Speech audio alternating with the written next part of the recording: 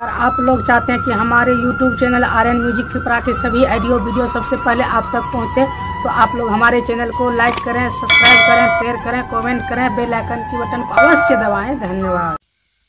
कि जब राम लक्ष्मण भरत शत्रुघ्न का जन्म हुआ, पूरे अयोध्या में जन्मोत्सव मनाया।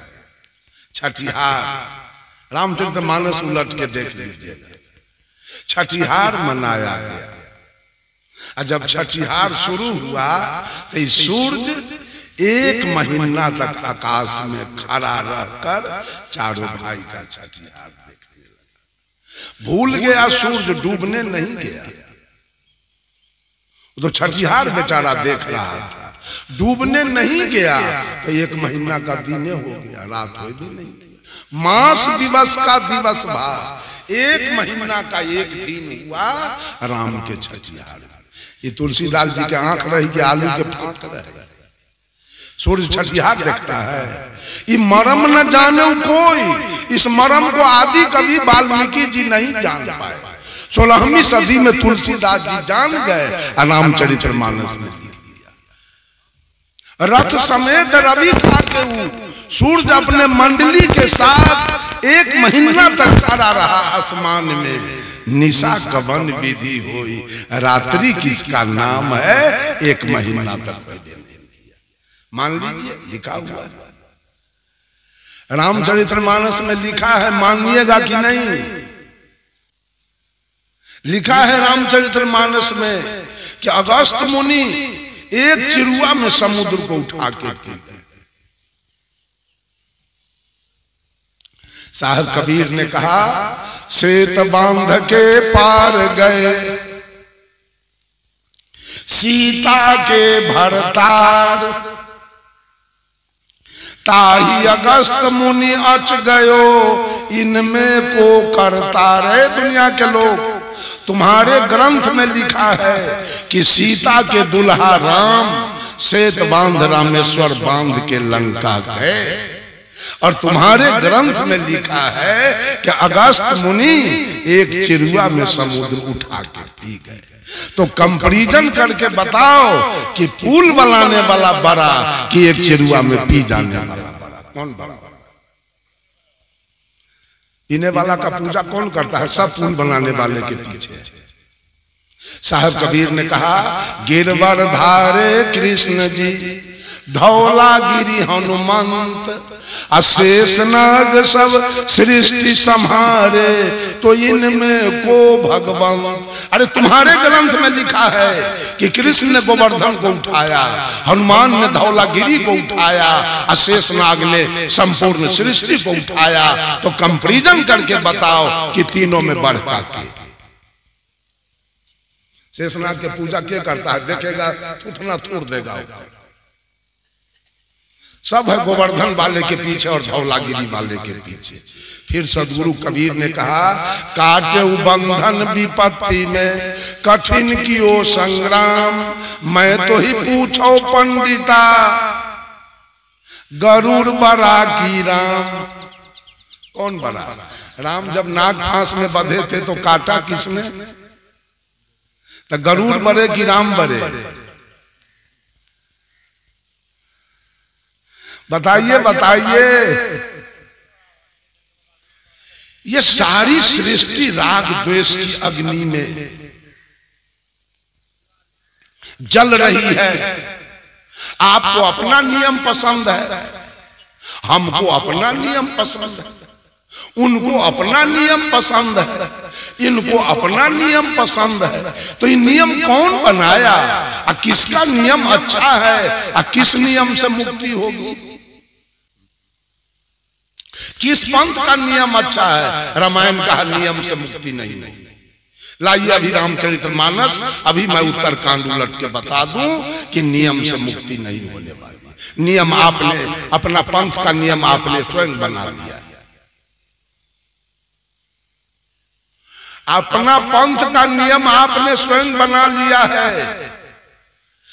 कोई परमात्मा बना के आपको नहीं दिया, कोई प्रकृति बना के नहीं दिया, आपने स्वयं बना लिया। उससे मुक्ति कैसे हम मान लें? सब गुरु अपना अपना नियम अलग अलग बना रहा है,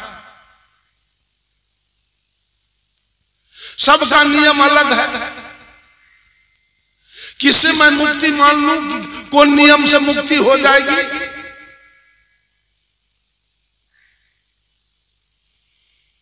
बंधुओं, एक पंक्ति रामचंद्र वाल्मीकि रामायण का मैं कर रहा हूं। ऐसे तो बहुत याद था, लेकिन और मैं भूल गया।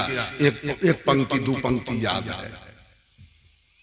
जब राम जी को वनवास हो गया तो राम जी के साथ जानकी जी और लखन लाल जी चल दिए वनवास में। जाना कहां है वनवास में? चित्रकूट। अयोध्या से निकले हैं। अयोध्या चित्रकूट के बीच में श्रृंगबेरपुर एक गांव है। श्रृंगबेरपुर गांव में राम के मित्र निषाद राज का घर है, गुहराज। जब ये तीनों चले जा रहे तो निषाद राज अपने दरवाजे से देख रहा था। देखा कि मित्र हमारे कहां जा रहे हैं। निकट में गए तो पैर छू के प्रणाम किया, कहा मित्र कहां जा रहे हैं? कहा आपको मालूम नहीं, हमको तो वनवास हो गया, वनवास भोगने जा रहा हूं 14 बरस। कहा तो एक रात मेरे यहाँ विश्राम कीजिए कि मैं आपका सेवा कर लूं। तो राम जी रुक गए। तीनों आदमी। सवेर हुआ, नित्य क्रिया से निवृत्त होकर जलपान हुआ। जलपान करने के बाद तीनों की विदाई हुई। निषाद राज के घर के बगल होके गंगा नदी बह रही थी। निषाद राज ने तीनों को नौका पर बैठाया, अपने हाथ में पतवार लिया और पतवार मार रहे। हमको पृष्ठ संख्या भी याद था, अभी मैं भूल गया हूं। न तो मैं पृष्ठ संख्या, कांड संख्या, सर्ग संख्या तीनों पद। कांड संख्या तो याद है, अयोध्या कांड की चर्चा। जब बीच धारा में नौका गई है तो जानकी जी गंगा से वंदना करती है। सुरा घट सहस्त्रेन मांस भूतौदनेन च यक्षेत्वांग प्रियतांग देवी पुरी पुनरुपागता। ये वाल्मीकि रामायण का श्लोक। जानकी जी गंगा से वंदना करती है, हे देवी मेरे पति आपको सकुशल पार करके और चित्रकूट चले जाएंगे और 14 बरस बिताने के बाद पुनः वापसी में आपको सकुशल पार करके जब अयोध्यापुरी लौट जाएंगे, देवी इस खुशी में मैं हजारों गाय दान करूंगी, सोना दान करूंगी। देवी 1000 घड़ा शराब, मांस और भात से मैं तुम्हारी पूजा कर दूंगी। लाइए वाल्मीकि रामायण। 1000 घड़ा शराब, मांस और भात से जानकी जी गंगा की पूजा करेगी। है किसी के पास वाल्मीकि रामायण? उतना ही नहीं, जब चित्रकूट पहुंच गए तो राम जी ने कहा लखन लाल जी से, हे सुमित्रा नंदन, यहां कोई 1-2 रोज रहना नहीं है, 14 बरस बिताना है। तो खुले आसमान में कभी बारिश है, कभी तूफान है, कभी ठंडी है, कभी गर्मी है, कभी ठनका गिरेगा, कभी बिजली गिरेगी। कैसे हम लोग 14 बरस बिताएंगे?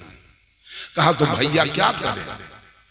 कहा एक पलनशाला बनाओ कुटिया, कि उसमें हम लोग 14 बरस रहेंगे। लखन लाल जी औजार लेके जंगल से लकड़ी काट काट करके एक पलनशाला कुटिया तैयार किया। कहा भैया कुटिया तैयार हो गया। कहा राम जी ने कहा बिना गृह देवता के पूजा किए हम उसमें प्रवेश नहीं करेंगे। तो कहा क्या करें? तो राम जी ने कहा एक चितकबरा हिरन मार के लाओ। तो लखन लाल जी गए, एक चितकबरा हिरन मार के लाए। भैया हिरन आ गया। कहा उसको आग में पकाओ। आग में रखा गया, उसका खून सर्वांग रूप से जल गया, मांस पक गया। तब उसी मांस से गिरि देवता का पूजा हुआ और तब राम जी उस कुटिया में प्रवेश। आप लोग वाल्मीकि रामायण में इसको देख लेंगे। बिन देखल गप हम लोग नहीं करते।